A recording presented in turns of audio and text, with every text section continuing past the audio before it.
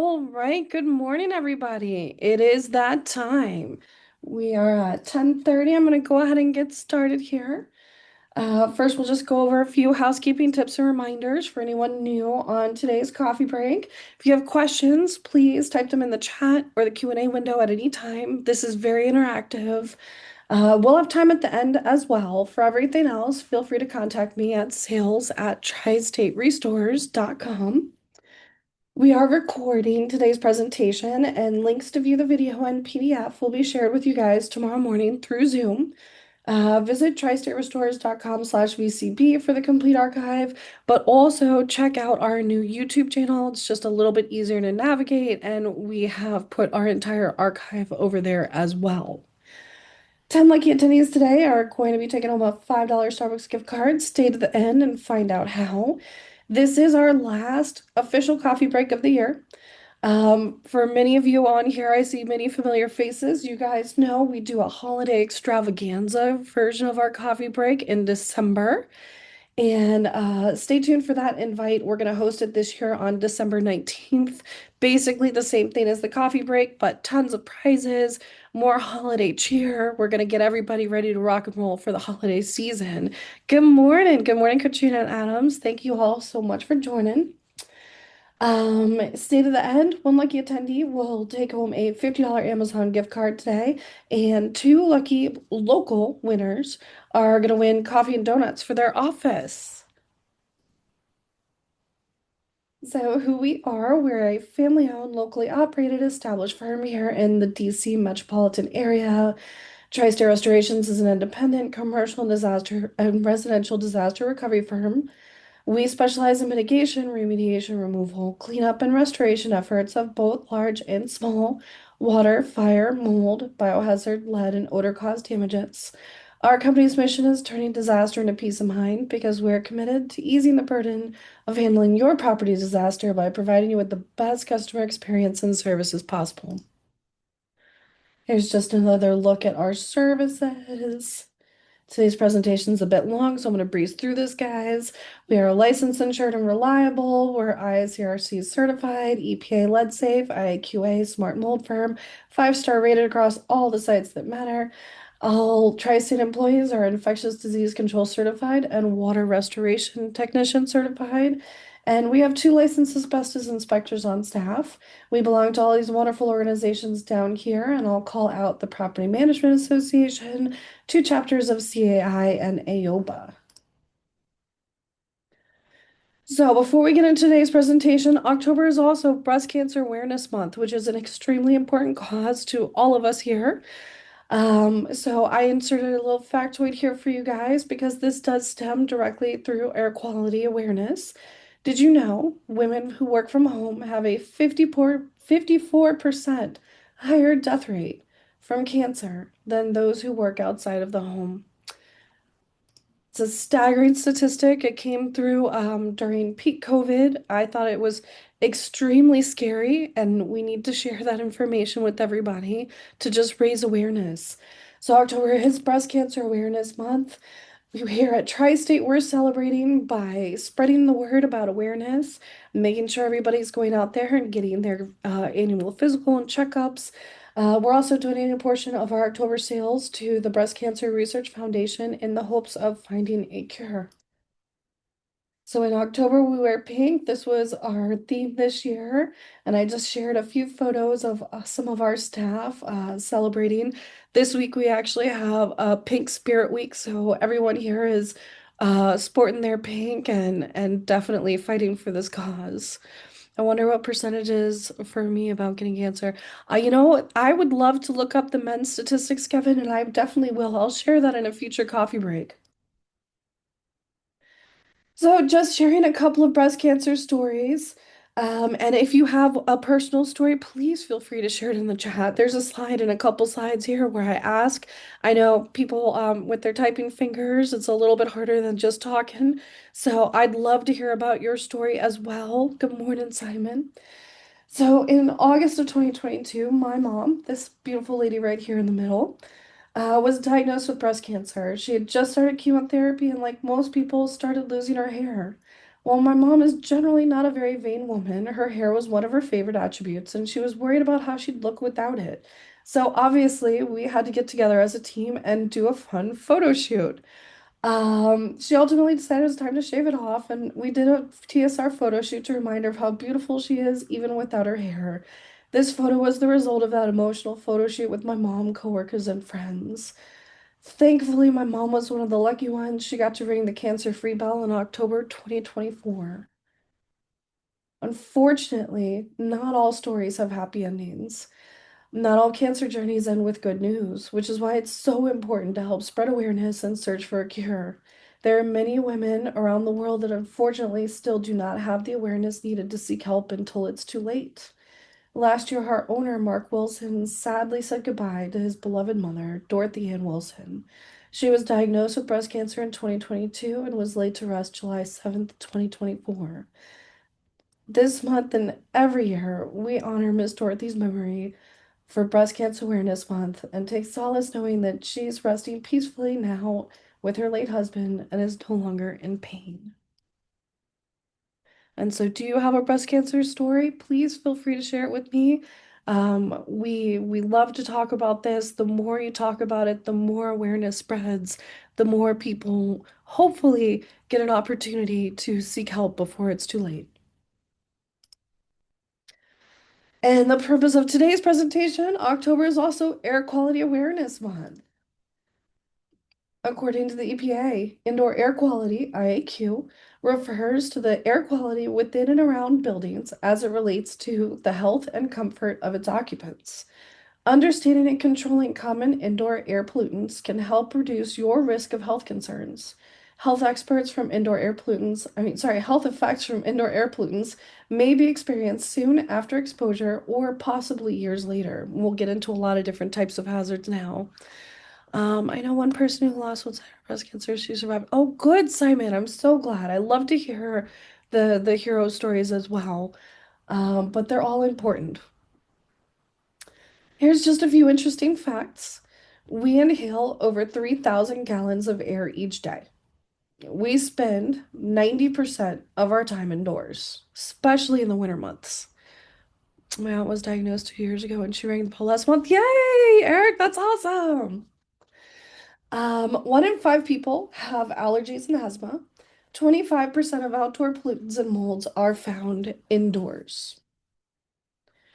What are indoor air pollutants and toxins?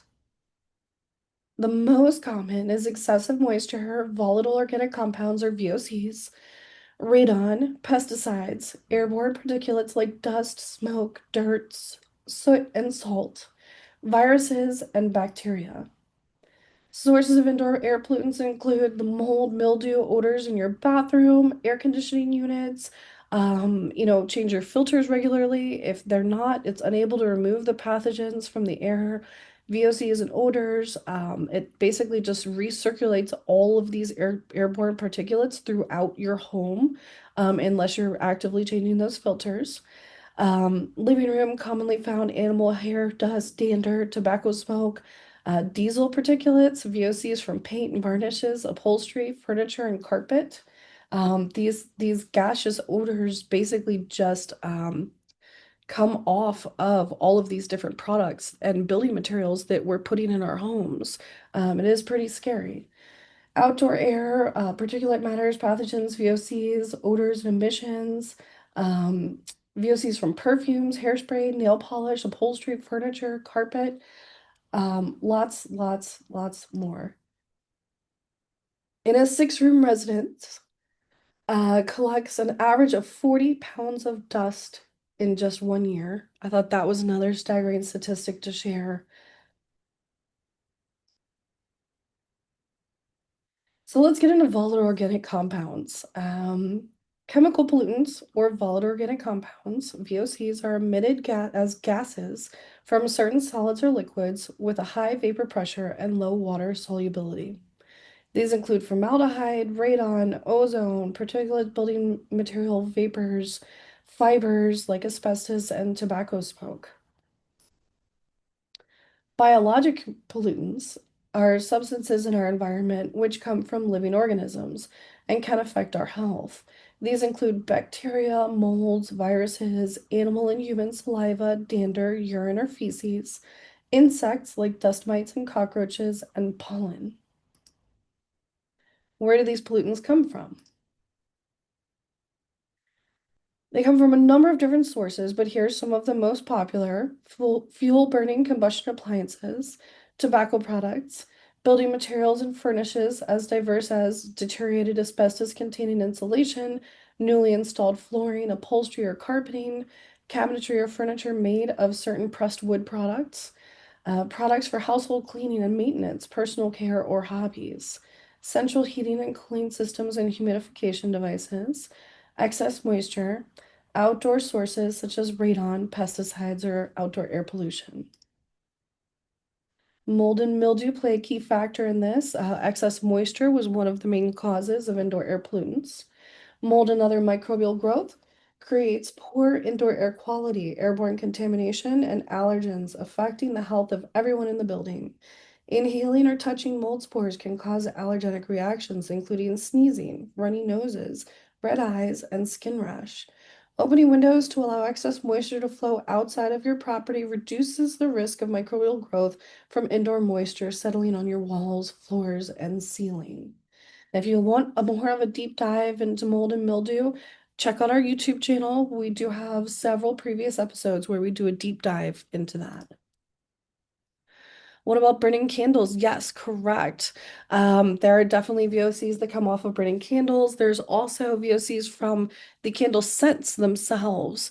If you go into Bath and Body Works and you read the back of one of those, the big 3-wick candles that everybody has, it even says on the label not to burn longer than I think an hour or two, because those VOCs do start to get aerosolized into the air you're breathing. Yeah, incense too, Himi, definitely.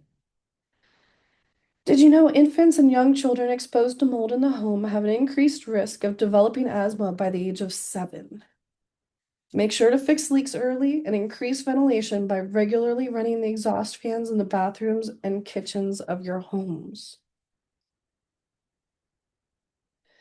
CO2, carbon monoxide, is an odorless, colorless, and toxic gas. Because it's impossible to see, taste, or smell the toxic fumes, CO2 can kill you before you're aware it is even in your home. The effects of CO2 exposure can vary greatly from person to person, depending on age, overall health, and the concentration and length of exposure. Installing alarms throughout your home is a great way to prevent exposure and its effects. Learn more at epa.gov. Carpets, they were mentioned in the VOCs category. This is a big one. While carpeting has been a popular flooring choice dating back to the 1800s, we now know carpeting and its installation are a large contributor to indoor air pollution. Dangerous chemicals can not only become trapped in carpeting, but they can also be used in the manufacture of certain types of carpet. If you guys have those like stain resistant carpets, those types of things, those do have VOCs in them. Carpeting can fill household air with volatile organic compounds, including probable carcinogens like formaldehyde, benzene, and stain repellents. HVAC systems. There are several ways in which an HVAC system can can degrade indoor air quality by spreading dust, bacteria, allergens, or other harmful substances. High efficiency particulate air filters, or HEPA air filters, are recommended by the US Department of Health because they are able to remove at least 99.97% of airborne allergens and pollutants, including mold spores and dust that are as small as zero point 0.3 microns. Regular duct cleaning can also help prevent the spread of airborne allergens and pollutants. Our pro tip here is to have your ducts regularly cleaned at least once annually and change your filters every quarter. You're going to want to go for, the best HEPA filtration filter you can buy. That's going to keep you relatively safe from these airborne pollutants. Radon is a major source of indoor air pollution as well, and is the cause of tens of thousands of deaths annually. Radon, which is produced by the decay of radium in the soil, develops harmful decay byproducts, including radioactive polonium, lead, and bismuth. About 1 in 15 homes have an elevated radon level. The gas is odorless and invisible and does not cause immediate symptoms, so the only way to know if your home is affected is through testing. A persistent cough could be a sign that you have radon poisoning. Radon is the leading cause of lung cancer among non-smokers. Pests and their droppings. Moist or the crawl space is a magnet for spiders, mice, rats, snakes, termites, and other nasty pests. Because the crawl space is usually left undisturbed, this provides a safe haven for critters looking for a cozy home. We're gonna get into some You knew, more VOCs. still you did nothing.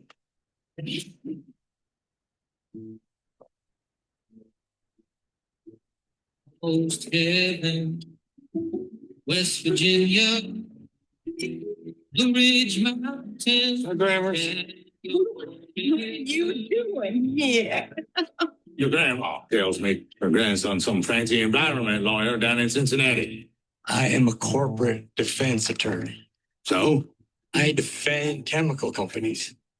Well, now you can defend me. How many did you lose? 190. 190 cows. You tell me nothing's wrong here. It's a small matter for a family friend. Help a guy who needs it. The farmer or you? That's chemicals, I'm telling you. I'm seeing documents. I don't understand. They're hiding something. That chemical. If you drank it. Drank it? It's like saying, what if I swallowed a tire? What if whatever's killing those cows is in the drinking water? Like DuPont. Better living through chemistry. It's our DNA. You need to tell me what in the hell's going on. DuPont is knowingly poisoning 70,000 local residents for the last 40 years. You knew, still you did nothing. You want to flush your career down the toilet for some cowhand? You want to take everything that you know and turn it against an iconic American company like an informant. Isn't that right? Isn't that right? Isn't that right? Yes. They have all the money, all the firepower, and they'll use it. I know. I was one of them. Our government is captive to DuPont. They're trying to force you to make me stop. He was willing to risk his job, his family, for a stranger who needed his help. The system is rigged. They want us to think it'll protect us. We protect us. We do.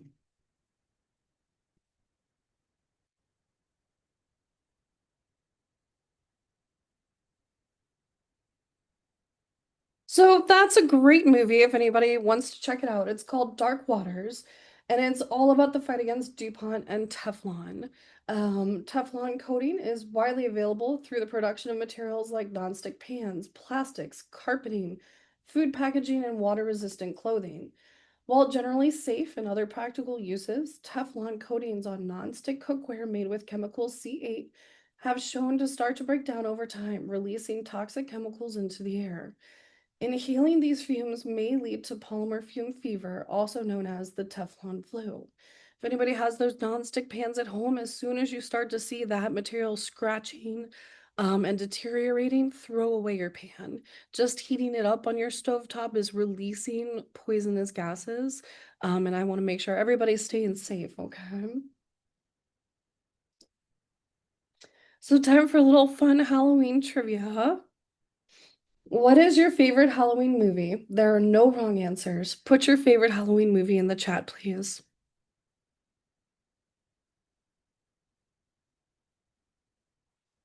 While I'm waiting for everybody to share their favorite Halloween movies. Oh my gosh, Hocus Pocus, yes. The Great Pumpkin, Charlie Brown. Amy, we just watched that 2 days ago with my kids. Love it. Still a great movie. Hocus Pocus. Now, all you people saying Hocus Pocus, do you like the second one? Because I've heard mixed reviews. I personally loved it. I thought it was great to see Bette Midler back in action. Did not like it as much as the first. I agree, Mallory, but it was still good. It was very nostalgic. This is my favorite Halloween movie. Missy Mo, feed me all night long. That's right, boy. You can do it. Missy Mo, feed me all night long. 'Cause if you eat Missy Mo, I can go big and strong. Eat what, Audrey 2? Let's face it. How am I supposed to keep on feeding you? Kill people? I make it worth your while. What? You think this is all coincidence, baby? The sudden success around here, the press coverage. Look, you're a plant, an inanimate object. Does this look inanimate to you, punk? If I can talk and I can move, you say I can't do anything I can do. Awesome. Thanks for sharing that with me, guys. Rocky Horror Picture Show is also an excellent movie, Ruth. Good call. I visited the house in Salem, underwhelming. I'm so sorry, Eric, you had that experience. Yes, the play and the musical of that movie is outstanding. So let's get back into it, guys. History of asbestos. The mineral came to popularity during the industrial age, despite evidence of toxicity first arising in 1899. Asbestos remained widely in use in a vast number of construction materials until the late 1980s. The US began regulating asbestos in 1970, but has yet to ban the mineral. The Ford Motor Company has used asbestos-containing parts in its vehicles since it manufactured its first car in 1903 and still uses it today. The small town of Libby, Montana was home to the W.R. Grace mine that produced over 3/4 of the world's vermiculite, a substance used for insulation and as a soil conditioner, known commercially as zonolite. A vermiculite and asbestos grow right next to each other naturally. So all of the world's vermiculite is asbestos containing. Because asbestos is heat and chemical resistant, doesn't corrode, and performs well in insulating products, it was widely used for a number of different applications, with the most popular being insulation. Here's a little bit more about Libby, I Montana. take my hat off to Libby, Montana. Oh, what a story I could tell. If you couldn't read this in black and white, you couldn't believe it. It's a science fiction story. This is what the world sees of living. Either this is the most horrific story I've ever heard in my life. But those people are completely crazy. It couldn't have happened. Each person has to make up their mind what's real to them. Libby is a lot like a lot of towns were 10, 20 years ago, even though at the same time we're progressive. We have cable TV and everything you'd want. Libby was a real small town. Everybody knew everybody. And in those days, I mean, I guess we believed in everybody. People worked in the mines or they worked in logging. You know, that's pretty much what's here. The story goes, Edward Alley was exploring up there on Vermiculite Mountain, and he came across a vein of that vermiculite, and he thought, I wonder what we can do with this. They took an awful lot of ore off that mine. They made an awful lot of money on it. We were lucky. We were a little town and we had a corporation that came in that was going to take care of us. My first experience there was, what in the hell did I get myself into? The stuff was in your clothes. It was everywhere. This entire community was being exposed to a toxic pollutant. They chose to keep that information to themselves. Anybody that lived here prior to 1990 is exposed. And a lot of people in town think we're crackpots. There are people who I think are giving Libby a bad shape. This has gotten too far out of hand. This has gotten completely off track. I've been accused of being a rebel or activist, and I'm real proud of that because I am an asbestos case. I'm not really disabled. I just can't breathe if I don't have Grace, my constant companion. Out of this population of 6,000 people, 1/4 of those, or 1,500, will have asbestos-related changes on X-ray. The real tragedy in Libby now is not if you have the disease, it's when. W.R. Grace committed homicide. I don't know if they're ever going to be held accountable. Grace is willing to do what has to be done where it's identified that there's a problem. It'll be a cold in hell before EPA allows W.R. Grayson on Raintree Nursery property after we've been treated by W.R. Grayson. If we keep arguing, then our children and our grandchildren are going to be saying, you knew and you didn't do nothing but sit there for 20 years and argue about it. Now little sister Sally's got it. Where does it end? No. If you get involved and find out what actually took place here, you'll be a believer. And yes, truly, it stays dormant in your system for about 30 years unless you are born with the asbestos fibers in your system. It could be 30 to 40 years until you actually show symptoms of asbestos. Yeah, and it's a very, very sad thing. Anybody wants to take a deep dive into that, you can also watch the movie Dirty Laundry to learn more. That is all about the city of Libby, Montana going after W.R. Grace and Company. So the plant operated from 1924 to 1990. During that time, the mine produced over 3/4 of the world's vermiculite. Now it's attributed to thousands of deaths. The effects of corporate greed weren't just limited to the employees of W.R. Grace who worked in the mine and were occupationally exposed to asbestos there. Everyone in the town was affected. Families of workers who were exposed to asbestos when the miners came home from work with their clothes covered in dust. Children with no connection to the mine other than the town in which they lived were exposed. No one in this town was safe from the exposure. Not only did W.R. Grace know that the mine contained asbestos and that the entire town was being exposed, the corporation actively covered it up and failed to either warn or protect anyone in Libby, Montana. 2009, W.R. Grace executives were acquitted of all charges.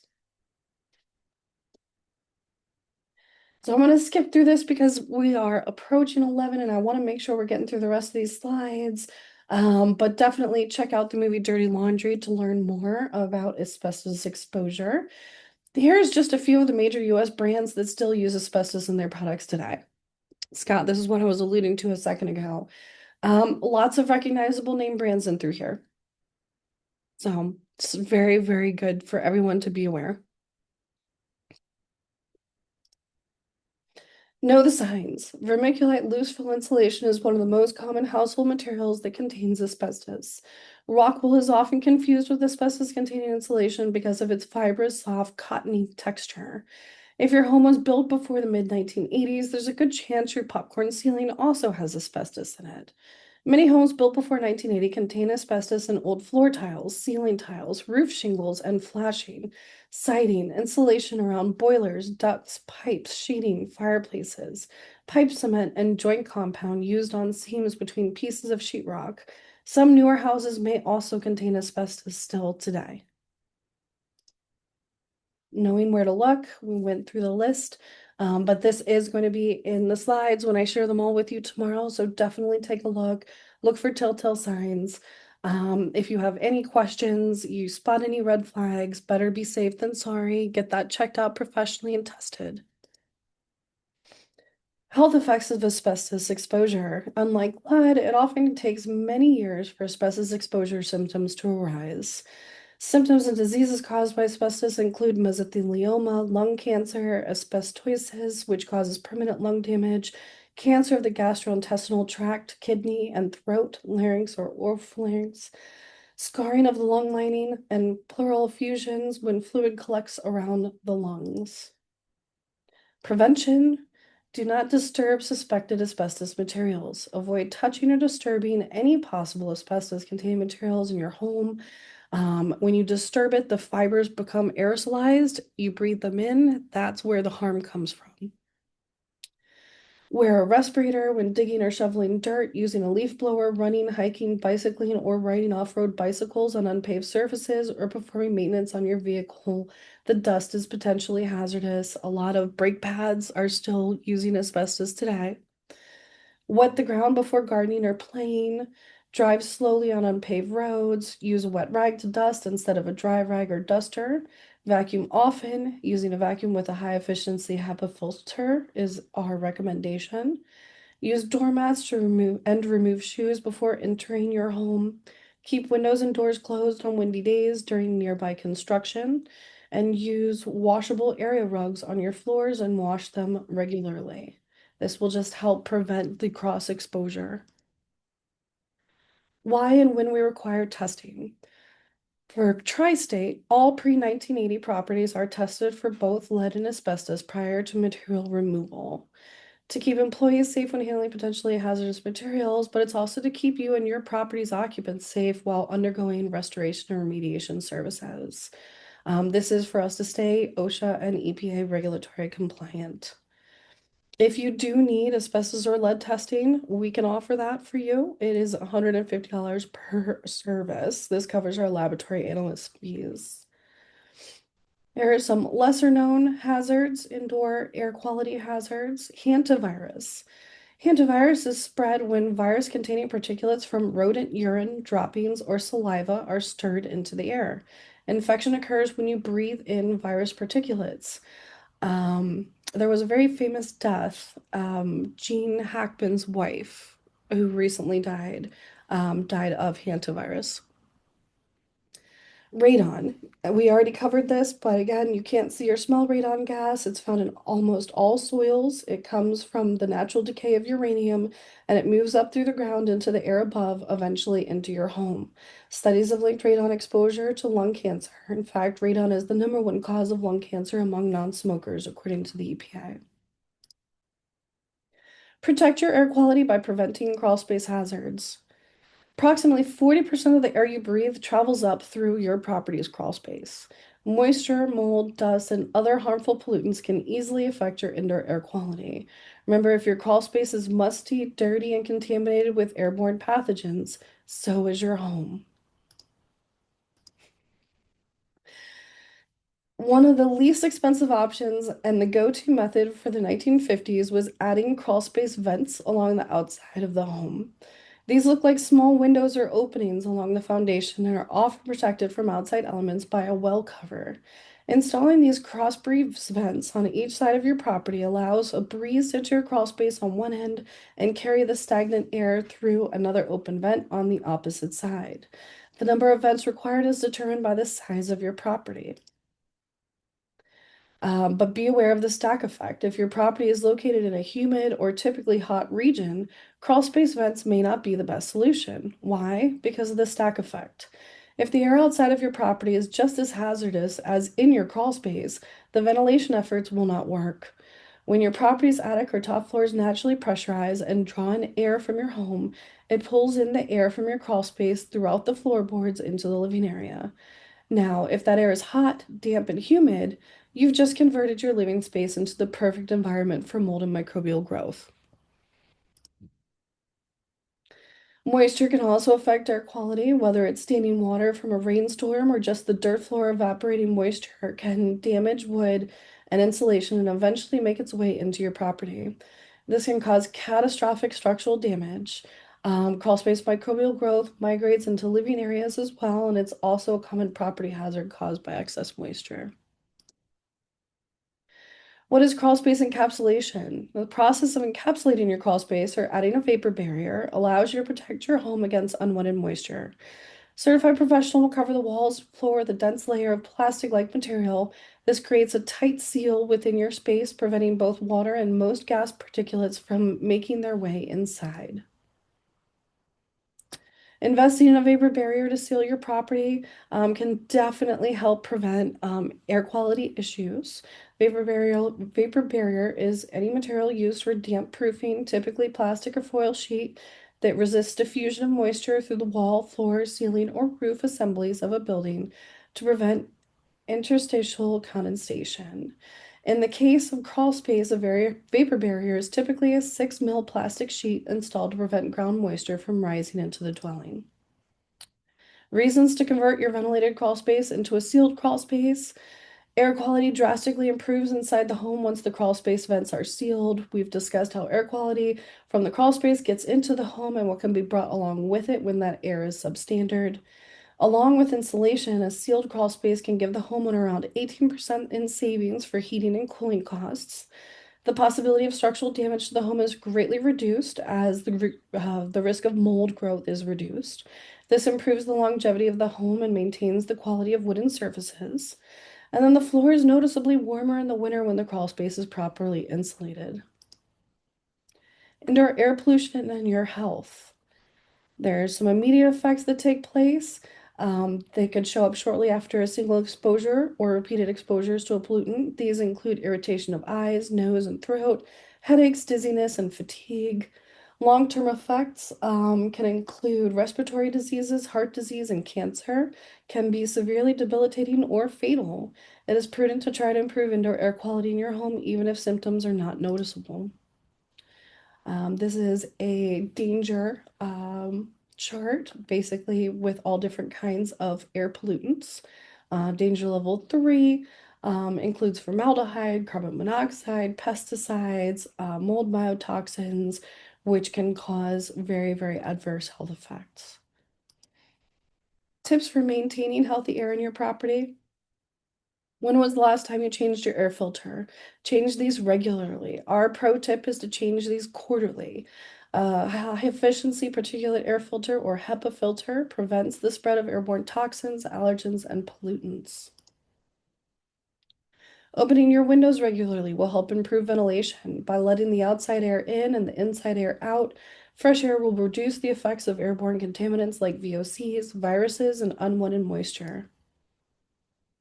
Dust with a damp cloth and vacuum regularly. HEPA vacuum filters help to eliminate the risk of recirculating the airborne toxins. And now we're going to get into our last spooky trivia. Let's see. Do all popcorn ceilings contain asbestos? No. There are actually even some new properties where they do it as a stylistic approach. So not all popcorn ceilings contain asbestos, but yes, if we do see it and we need to remove it in mitigation efforts, we will be testing before pulling that ceiling down. Yes, it generally tends to be expensive to remove asbestos. You can also apply for grants with the EPA. And I know the state of Maryland also has a program where they work to help people eliminate the asbestos hazards in their home. All right, so look at everybody answering my question. Beautiful. So cold temperatures have arrived. With the freezing weather comes freezing pipes. What's most likely to occur? Freezing water creates pressure in the pipe and can cause it to burst. Bacterial growth will begin to form on wet drywall within 24 hours, or burst pipes lead to serious flooding. D is all of the above, and it looks like I have some smart cookies here today. Everybody picked D. I love it. Air quality testing.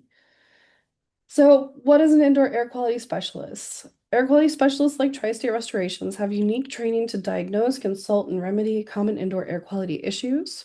We're a member of the IAQA. Our employees are trained to understand the fundamentals of airborne and particulate toxins and infectious agents, how it affects the indoor air quality of your property and your health. So how do you check your air quality? You can purchase an indoor air quality monitor. These are available on Amazon. I'll show you in the next slide what it looks like. You can call an IAQA air quality specialist like Tri-State to perform air sampling for laboratory results, install carbon monoxide detectors, conduct a radon test, and inspect your property for VOCs, lead, and asbestos. This is what an air quality monitor looks like, and here is how you can tell whether it is good or bad. Anybody that uses like the Weather Channel app on their phone, they've probably seen this for the outdoor air quality. You can check that every day for what the AQI index looks like outside. It'll also talk about, regular common seasonal hazards, that sort of thing. So indoor air quality meters like this one here can be found on Amazon, relatively inexpensive. I think this was $29. They quickly check for carbon monoxide concentrations as well as temperature, humidity, dew point, and wet bulb. And it will also tell you what your IAQ level is. Air sampling, this is what an air sampling machine looks like, and these are the cartridges. Essentially, we are trapping a certain volume of air in this cartridge and then sending it off for laboratory evaluation. We have two tiers of mold testing. Mold tier 1 is you have already physically determined that there is mold or suspect microbial growth present in your property. You saw some black spots on the wall, whatever the case may be. One of our mold estimators will come out using PPE and they will perform a moisture assessment. We're trying to find where did this moisture come from. We're going to use a FLIR infrared camera, possibly a borescope, and then put together a written scope of work for our remediation recommendations. Mold tier estimate 2 includes the air sampling. We are taking 3 air samples, one from outside environment, one from an unaffected inside environment, and one from an affected inside environment. LEPA registered lab testing and a written estimate will also accompany that with our remediation recommendations based on the sampling results. Asbestos inspections, I get asked this all the time. It really does vary based on the size of the property, type of the property, and how many samples need to be taken. A residential property has less stringent laws and regulations than, let's say, a public school. So give us a call, let us know if you are interested in having us come out and do some testing for you. And what we'll do is put together a customized proposal for your unique property. Just a few Halloween safety tips. We're almost there. Friday is Halloween. My kids won't stop reminding me about it. Let's make sure we're choosing costumes that don't cause safety hazards. All costumes, wigs, and accessories should be fire resistant. If children are allowed out after dark, fasten reflective tape to their costumes and bags or give them glow sticks. And remove all makeup before children go to bed to prevent skin and eye irritation. Yes, visibility. Be seen or you are hit. I love that, Katrina. So in closing, if you suspect you have a property hazard or require assistance with water, fire, smoke, lead, or biohazard damages, give us a call. We're available 24/7 to help you with your disaster. And I will kind of cruise through questions. If anybody has questions, please feel free to enter them in the chat. I don't want to take up too much of your time today, guys. I know we're already at 11:12 here. Help us plan for future coffee breaks. As I mentioned, this is our last one of 2025. We'll be back in December for the holiday extravaganza, but let me know what you'd like us to feature in 2026. I've already gotten a few great ideas from some attendees last month, but I need more. Let me know what you'd like me to teach you about, and I would be happy to oblige. So our next coffee break will be January 28th. But like I mentioned, look out for an exclusive invite to join our December 19th, 2025 holiday extravaganza, and you could win big. So let's get into some prizes, guys. I have a $50 Amazon gift card to give away to a random person. Let me pick out random number 13. 1, 2, 3.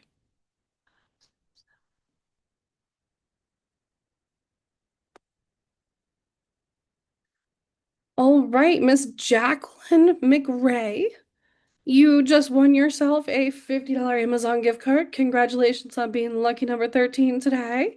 Congrats, girl. I will reach out to you after today's coffee break. I'll shoot you an email. You let me know where you want me to send this to, and we will get it over to you. Happy shopping. And what everybody waits for, chat me one thing you learned in the presentation today. First 10 will get a digital gift card, $5 Starbucks card. Love this. Ensure proper ventilation. Asbestos skills. Yeah, Kevin, you're not wrong. How nasty carpet is. Yup. Use air sealing process to determine what airborne contaminants may be in an environment. Beautiful. Is it important to try to have dogs clean at least once a year and air quality is measured using AQI?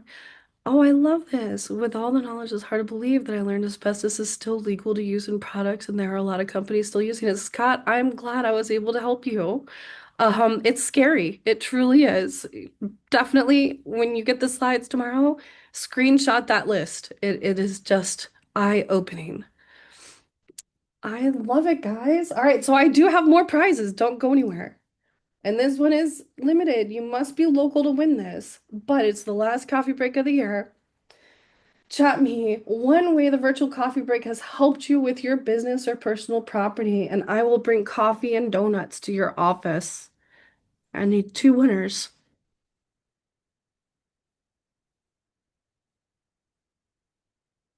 You checked the vermiculite so now is asbestos. Yes, vermiculite now is asbestos free. They're not using that mine in Libby, Montana.